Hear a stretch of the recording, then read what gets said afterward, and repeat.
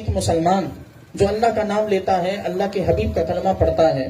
وہ یہ نہیں سوچتا کہ میں نے اتنی محنت سے جمع کی ہوئی میری یہ رقم ہے، میں نے نہ جانے کتنے کتنے کاموں کے لیے اس رقم کو جمع کیا تھا۔ آپ یہ سوچیں نا کہ اس مہنگائی کے دور میں ایک انسان جہاں 1 روپیہ کہیں خرچ کرنے سے پہلے 10 بار سوچنے لگا ہے، وہاں اسی مہنگائی کے عالم میں ایک انسان لاکھوں کا جانور خرید کر لا کر اللہ کی راہ کے لیے اللہ کی راہ میں ذبح کر دیتا ہے، نہیں سوچتا کہ اتنے ہزاروں روپے جو خرچ کر رہا ہوں یہ اپنی کسی ضرورت میں کام آ سکتے ہیں، نہیں سوچتا کہ اتنے لاکھ روپے جو اٹھا کر خرچ کر دیے ہیں، جانور جو خرید کر لے آئے، اس کے ذبح میں اس کو کھلانے پلانے میں جو اخراجات ہوئے اس پر ہزاروں روپے خرچ ہو رہے ہیں۔ انسان نہیں سوچتا، ایک مسلمان یہ نہیں سوچتا کہ یہ رقم میری اپنی کسی ذاتی مقصد میں استعمال ہو سکتی تھی۔ وجہ اس کی یہ کہ اس کے ذہن میں یہ بات بٹھا دی گئی ہے کہ اللہ رب کائنات نے حکم دیا تو عمل کرو، اگر عمل کرو گے تو رب کائنات اس خرچ کی گئی رقم کے بدلے میں تمہیں ہزاروں گنا بڑھا کر عطا کرے گا۔